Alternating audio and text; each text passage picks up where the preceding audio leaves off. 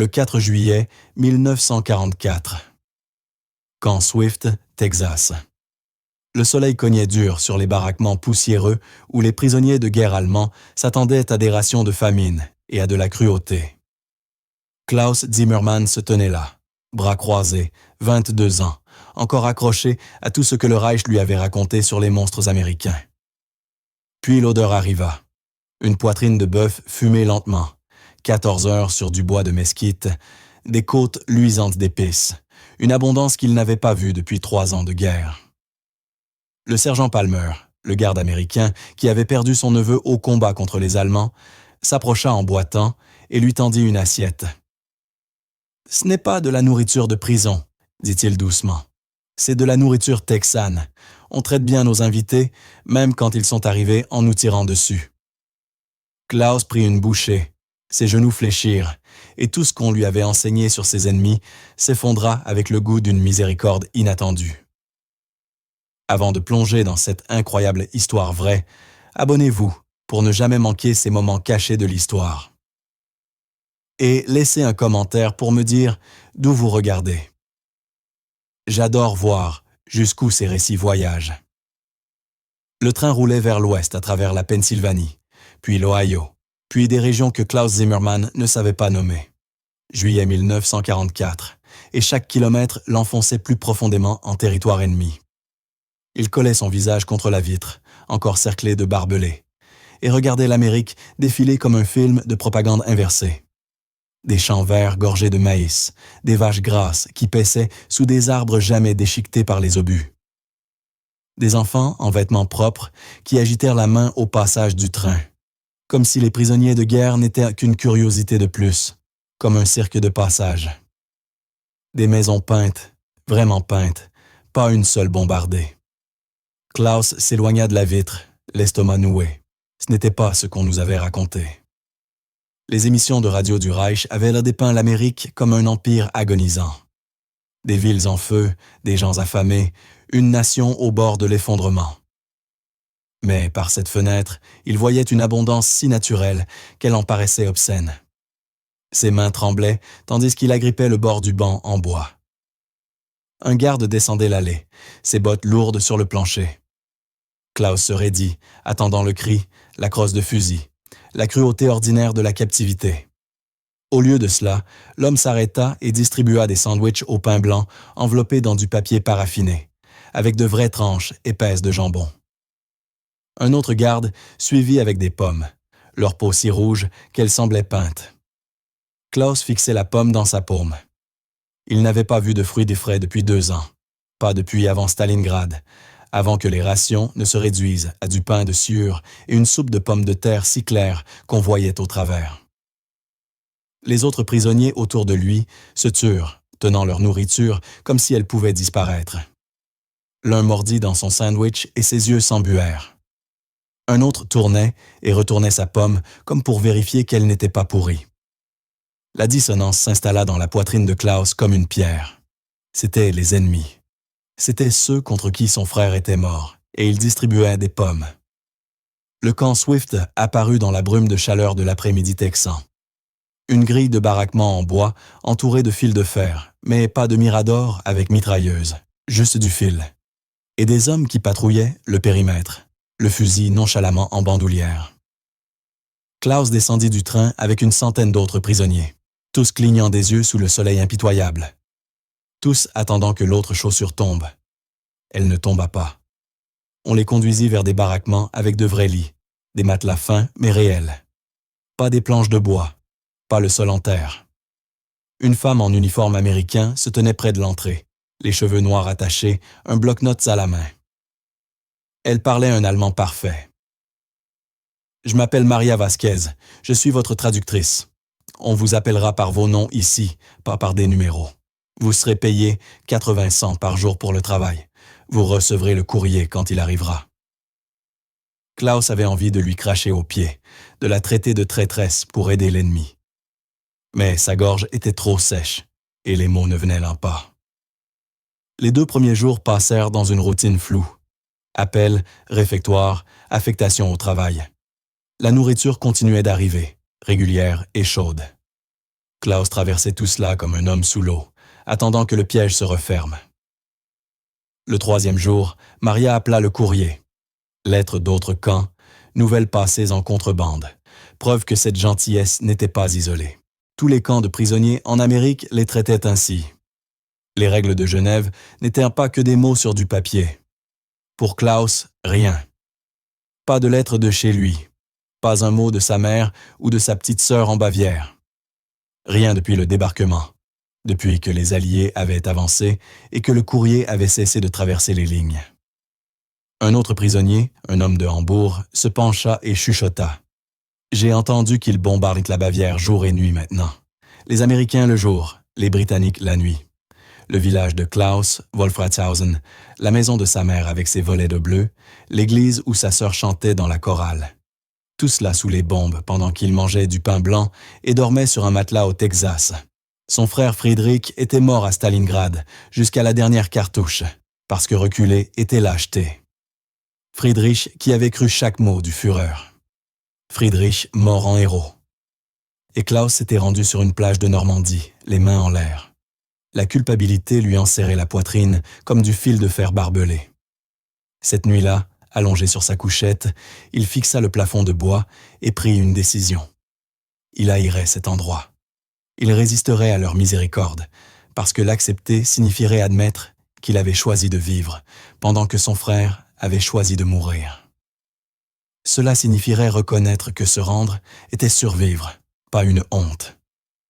Et s'il reconnaissait cela, s'il laissait leur gentillesse fissurer ses défenses, il devrait affronter la vérité. Friedrich était mort pour des mensonges. Klaus ne pouvait pas se le pardonner, alors il ne pouvait pas accepter leur gentillesse. Les deux étaient trop étroitement liés.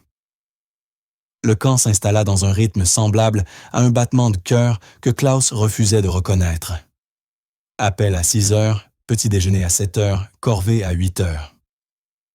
Les prisonniers allemands étaient payés 80 cents par jour en bons pour leur travail. Cueillette du coton dans des champs qui s'étendaient jusqu'à l'horizon, réparation de routes droites comme des canons de fusil à travers le paysage texan. Le sergent Roy Palmer dirigeait les corvées avec la précision d'un homme qui mesurait tout 2 fois. Il appliquait les règles de Genève comme si elles étaient gravées dans la pierre. Pas de mauvais traitement, pas de raccourcis. Mais il gardait ses distances, ne parlait jamais aux prisonniers, ne laissait jamais son visage trahir autre chose que le devoir. Klaus l'observait boiter entre les rangs de coton, vérifier les barils d'eau, compter les têtes, s'assurer que les tentes d'ombre étaient bien placées. La jambe gauche du sergent traînait légèrement. Une vieille blessure jamais vraiment guérie, mais il ne se plaignait jamais, ne ralentissait jamais, avançait avec la détermination tranquille d'un homme qui avait fait la paix avec la douleur. L'été texan était une créature vivante.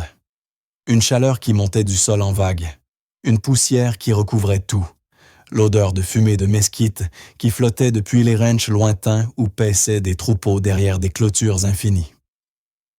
Klaus et les autres prisonniers travaillaient sous un soleil de 38 degrés, chemise trempée dès 9 heures du matin.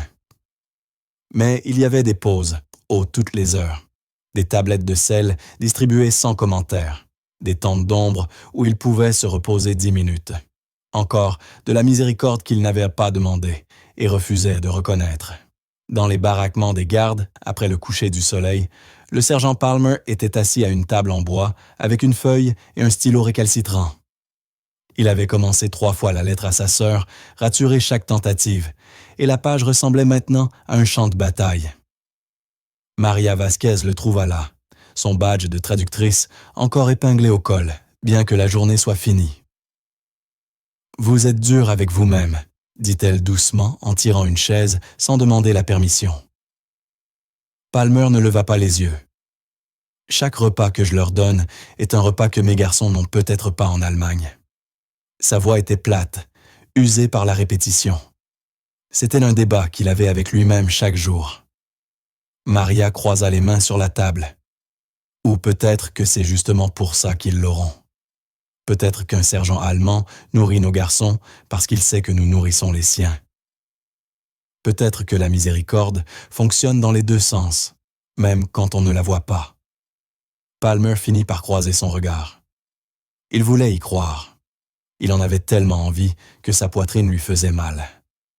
Mais le visage de son neveu, 19 ans et déjà parti, enterré quelque part en Afrique du Nord sous le sable et les étoiles, revenait sans cesse. L'annonce du 4 juillet arriva 3 jours plus tard du commandant du camp. Il y aurait un barbecue pour les prisonniers. En partie obligation de la Convention de Genève. En partie propagande avec la visite d'inspecteurs de la Croix-Rouge. Mais surtout, pure hospitalité texane si profondément ancrée qu'aucune guerre ne pouvait l'ébranler. Des ranchers locaux proposèrent leur aide. Des femmes d'église offrirent de préparer les accompagnements. Même quelques vétérans de la Première Guerre mondiale vinrent cuire la viande. Klaus apprit la nouvelle et sentit la rage monter à travers sa fatigue. « C'est un piège », dit-il ce soir-là aux hommes de son baraquement, la voix basse et pressante. « Ils se moquent de nous, nous engraissent comme des animaux de zoo pendant que les inspecteurs regardent. C'est de la guerre psychologique. » 15 hommes acceptèrent sa grève de la faim. Ils refuseraient le repas, refuseraient de participer au spectacle américain. Klaus retrouva l'ancienne certitude, la structure de la résistance qui avait du sens quand tout le reste n'en avait plus. C'était quelque chose qu'il pouvait contrôler. Mais tard, cette nuit-là, allongé sur sa couchette, il se souvint d'un autre 4 juillet. Pas la fête américaine, mais presque. Un rassemblement nazi, en 1939. Chaleur d'été et torche, discours promettant gloire et appartenance. Il avait 17 ans, debout dans la foule avec Friedrich à côté, tous deux croyant chaque mot. Les drapeaux claquant au vent, les voix montant à l'unisson, le sentiment d'appartenir à quelque chose de plus grand, de pur, de juste, de destiné à vaincre. La honte brûlait plus fort que le soleil texan. Il avait tout cru, avalé tous les mensonges. Et son frère était mort pour ses mensonges, tandis que Klaus vivait en les abandonnant sur une plage, mains en l'air. Il appuya ses paumes contre ses yeux jusqu'à voir des étoiles. La grève de la faim devait tenir. Parce que s'il acceptait leur miséricorde, s'il mangeait leur nourriture et reconnaissait leur humanité, il devrait admettre que tout ce pourquoi Friedrich était mort n'était que fumée et cendre. Et Klaus n'était pas prêt pour cette vérité. Peut-être ne le serait-il jamais. Le 4 juillet arriva sous un ciel sans nuages et une chaleur qui ondulait sur les toits des baraquements. Le foyer à barbecue avait été installé dehors dès l'aube. Un énorme tambour d'acier coupé en deux et rempli de bois de mesquite qui se consumait lentement en braise pendant des heures. Le sergent Palmer était là avec les volontaires locaux, ranchés en chemise de travail et femmes d'église en tablier. Même quelques vétérans de la Grande Guerre qui comprenaient quelque chose des anciens ennemis. Ils cuisinaient depuis, avant le lever du soleil, poitrine de bœuf frottée de sel et poivre et fumée 14 heures, côtes laquées sombres et brillantes, poulet qui se détachait de l'os. L'odeur se répandait dans tout le camp comme une créature vivante, fumée, charbon, épices et viande soignée avec une patience qu'on ne pouvait pas feindre. C'était l'odeur de la fête, de l'abondance, du foyer. Elle traversait la chaleur texane, les barbelés et tous les murs que les prisonniers avaient bâtis autour d'eux. Klaus restait dans le baraquement avec ses 15 grévistes, tous essayant de tenir la ligne, mais l'odeur était implacable. Elle les trouvait même fenêtres fermées, s'infiltrait par les fissures du bois, enveloppait leur résolution comme la fumée enveloppe la viande. Un homme craqua le premier, marmonnant qu'on ne gaspillait pas la nourriture, que les règles de Genève les obligeaient à manger. Puis un autre, puis 3 de plus. Ils dérivèrent vers le réfectoire comme des somnambules, la faim plus forte que l'orgueil. Klaus tint bon, resta seul dans le baraquement, tremblant de faim, de rage et de chagrin entremêlés, l'estomac si crispé qu'il dut s'appuyer contre la couchette. Mais il ne bougea pas, ne pouvait pas bouger. C'était la dernière chose qu'il contrôlait. Par la fenêtre, il vit la file se former. Prisonniers allemands et gardes américains partageant les mêmes tables de service. Les ranchers empilant les assiettes sans commentaire. Les femmes d'église versant du thé sucré dans des gobelets en fer blanc. Cela semblait faux. Cela faisait mal. Comme une photo qui ne pouvait pas exister, mais existait pourtant. Le sergent Palmer le vit par la fenêtre, boita jusqu'au baraquement, sa mauvaise jambe traînant dans la poussière.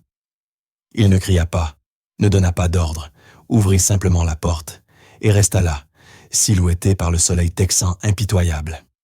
« Mon neveu avait 19 ans, dit Palmer doucement. Mort en Afrique du Nord, au col de Kasserine. Vous avez à peu près son âge. » Il marqua une pause, quelque chose passa sur son visage, qui n'était ni tout à fait du chagrin, ni tout à fait de l'acceptation. « Je ne vous demande pas d'être reconnaissant. Je dis juste que vous êtes vivant. Ça compte pour quelqu'un quelque part, même si vous ne le voyez pas encore. » Il tendit une assiette. Poitrine de bœuf coupée épaisse, haricots noirs au mélasse, pain de maïs encore tiède, salade de choux vives au vinaigre.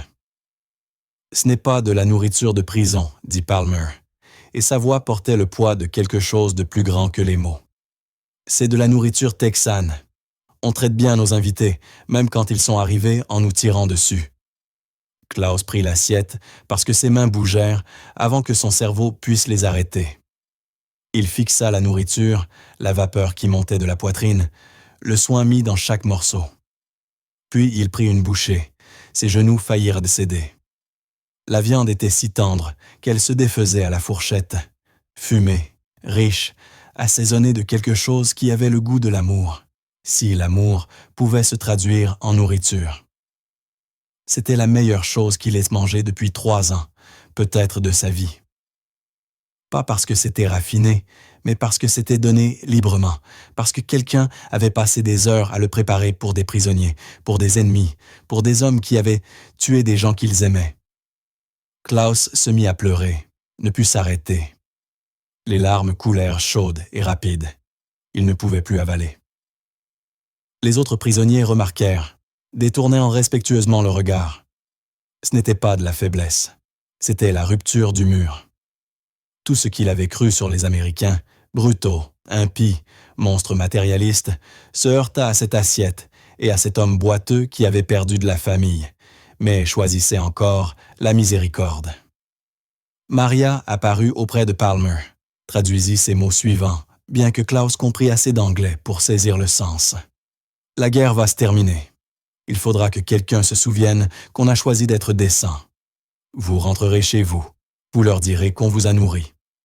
Vous direz la version de la miséricorde. » Klaus hocha la tête, incapable de parler. Resta là avec les larmes coulant dans son barbecue, tandis que quelque chose de fondamental basculait dans sa poitrine. La propagande ne l'avait pas préparé à cela, ne l'avait pas armé contre une gentillesse qui coûtait quelque chose, contre une miséricorde venant d'hommes qui avaient toutes les raisons d'être cruels. Il marcha jusqu'aux tables dehors, s'assit avec les autres prisonniers à l'ombre.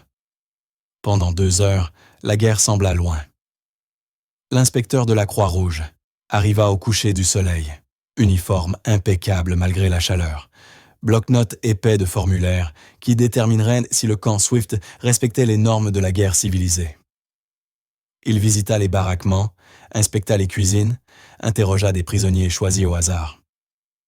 Quand il arriva à Klaus, encore assis aux tables extérieures avec une assiette vide devant lui, son stylo courait déjà sur le papier. « Comment êtes-vous traité ici ?» demanda-t-il en allemand prudent. Klaus regarda l'assiette, les restes de sauce et les miettes de pain de maïs qu'il avait essuyés avec les doigts. Il pensa à mentir. Pensa aux 15 hommes qui avaient commencé la grève de la faim avec lui.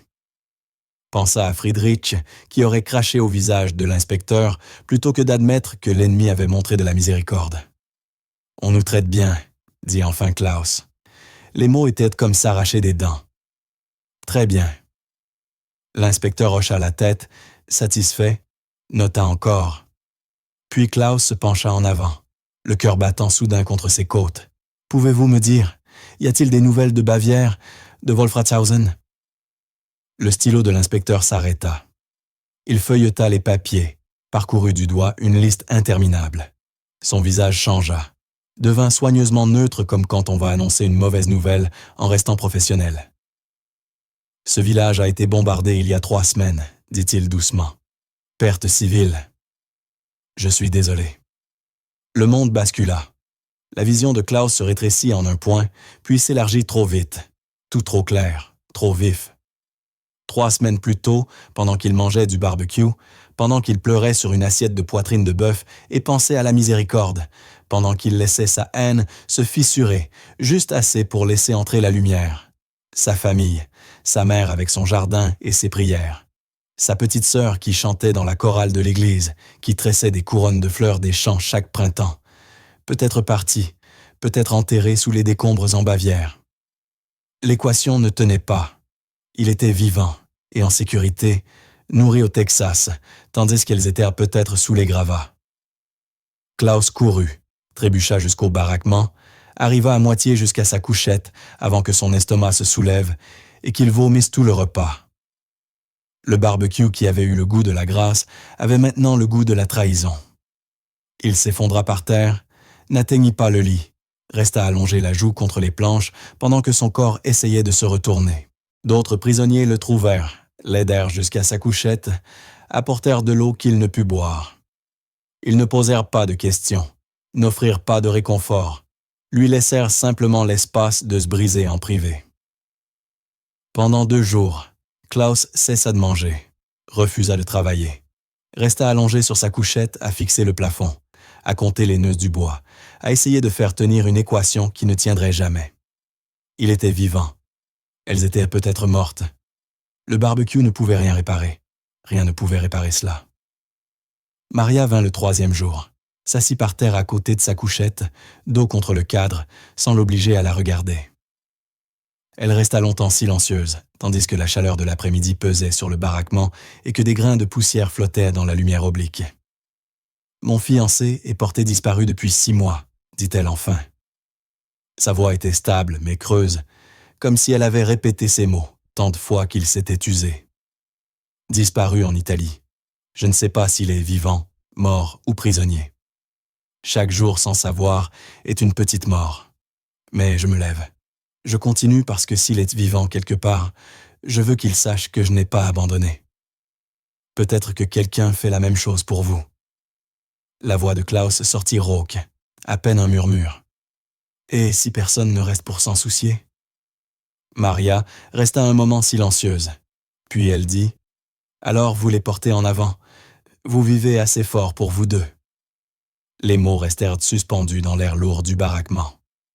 Klaus ferma les yeux, essaya d'imaginer le visage de sa mère, la voix de sa sœur, essaya de les retenir dans sa mémoire avant qu'elles ne s'effacent dans le même brouillard qui avait englouti Friedrich. Le lendemain matin, le sergent Palmer apparut près de sa couchette, lui tendit une enveloppe ouverte et tamponnée par la censure militaire. « Ça vient d'arriver, » dit Palmer. « C'est pour vous. » Les mains de Klaus tremblaient en la prenant. À l'intérieur, un formulaire de la Croix-Rouge, tapé en allemand, tampon officiel dans les coins. Sa mère et sa sœur avaient survécu au bombardement, blessées mais vivantes, relogées chez des parents à Munich. Pas de message personnel, juste la confirmation de leur nom et de leur état. Klaus se brisa encore, mais cette fois de soulagement, pas de désespoir. Il serra le formulaire contre sa poitrine et sanglota comme un enfant, tandis que Palmer montait la garde, lui laissant la dignité du chagrin sans témoin. « Vous avez eu de la chance, » dit Palmer quand Klaus put respirer à nouveau. « Maintenant, vous savez vers quoi vous rentrez. » Il s'arrêta à la porte.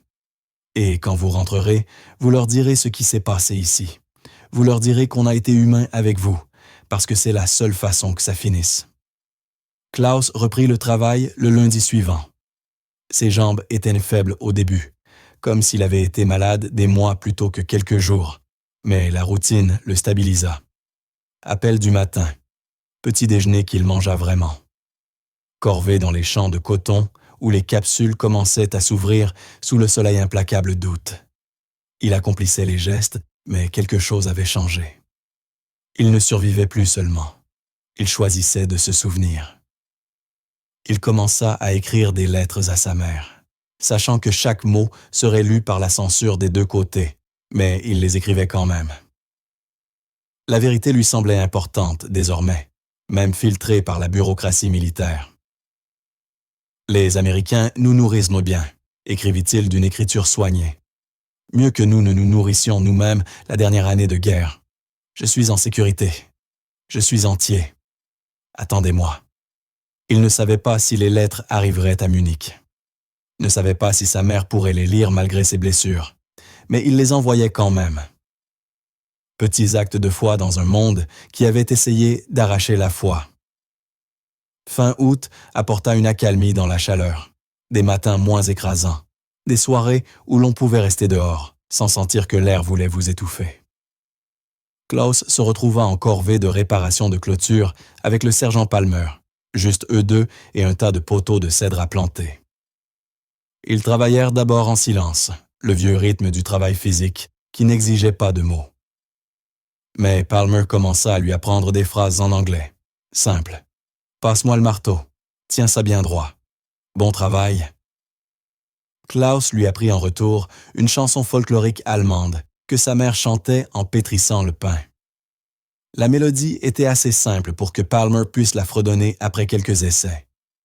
Ils ne parlaient pas de la guerre, ni de qui était mort, ni pourquoi, juste travaillaient ensemble. Deux hommes, réparant une clôture sous un ciel aussi bleu au Texas qu'en Bavière. Un après-midi, Klaus rassembla son courage et posa la question qui lui brûlait la poitrine. « Le barbecue, vous pouvez m'apprendre ?» Palmer s'arrêta au milieu d'un coup de tarière, regarda Klaus comme s'il cherchait à savoir si c'était une blague. « Vous apprendre quoi? À le faire?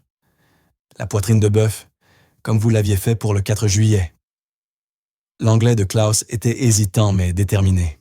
« Je veux rapporter quelque chose de bon chez moi. » Palmer resta longtemps silencieux. Puis il hocha lentement la tête, un sourire tirant le coin de sa bouche. « D'accord. Samedi après-midi, quand votre corvée sera finie, je vous montrerai. » Ils passèrent 3 heures ce samedi-là au foyer, derrière le réfectoire. Palmer guida Klaus pas à pas, avec la patience d'un homme qui enseigne à son fils, le frottis, sel, poivre et paprika dans les bonnes proportions. La façon de parer la graisse, mais pas trop. La température des braises, assez chaude pour cuire, assez basse pour aller lentement. « Un bon barbecue ne se presse pas, » dit Palmer en réglant les clapets du tambour. « Comme la paix, si tu forces, ça s'écroule. Si tu donnes du temps, si tu veilles soigneusement, quelque chose de bon sort à la fin. » Klaus regarda la fumée monter en volute dans le ciel texan et comprit que c'était plus que de la cuisine. C'était un langage qui traversait les frontières, une façon de dire ce que les mots ne pouvaient pas. Soin, temps et patience transformaient une viande dure en quelque chose de tendre. Peut-être que la miséricorde fonctionnait pareil. Septembre apporta des nouvelles que l'Allemagne s'effondrait. La guerre en Europe boitait vers sa fin inévitable. Klaus rentrerait chez lui, bien qu'on ne sache pas exactement quand. Le rapatriement prendrait des mois, peut-être plus. La veille du jour où son nom apparut sur la première liste de transport, Klaus s'assit à une table dans le baraquement et écrivit une lettre au sergent Palmer. Maria l'aida à la traduire en anglais, son écriture nette et claire. « Vous avez dit que la miséricorde gagne. Je ne vous ai pas cru, mais je porterai cela en avant. Quand je rebâtirai mon village, je me souviendrai du camp qui nous a traités comme des hommes. J'apprendrai à mes enfants que les ennemis peuvent ne choisir d'être humains. Merci pour le barbecue. Merci pour la vérité. » Il la cacheta et la laissa à Maria pour qu'elle la remette. Certaines choses étaient plus faciles à dire sur papier qu'en face. Printemps 1946, Klaus était sur un navire qui retournait en Europe, serré avec des centaines d'autres anciens prisonniers, tous rentrant dans une Allemagne qui n'existait plus. Le pays qu'ils avaient quitté était cendres, décombres et honte. Mais dans la poche de Klaus, soigneusement pliée et protégée dans du papier paraffiné, se trouvait une fiche de recette, tachée écrite de la main ferme de Palmer. Poitrine texane. Mesure, temps et la note au bas. Lentement et à basse température. Ne pas brusquer. Klaus se tenait sur le pont et regardait la côte américaine disparaître dans l'Atlantique gris. Il rentrait vers des ruines, vers une mer marquée de cicatrices et une sœur qui avait vu des choses qu'aucun enfant ne devrait voir. Vers un village qui mettrait des décennies à se relever. Mais il emportait quelque chose avec lui. Des graines de quelque chose de meilleur. La connaissance que même en guerre, même entre ennemis, de petites gentillesses pouvaient tout changer. Que la miséricorde n'était pas faiblesse. Que choisir d'être humain quand on n'y était pas obligé était la chose la plus difficile et la plus puissante qu'un être humain puisse faire. Il toucha la fiche dans sa poche, pensa à la fumée et à la patience, et à l'homme qui lui avait appris que la paix, comme le barbecue, ne se brusquait pas. Et pour la première fois depuis la Normandie, Klaus se permit d'espérer.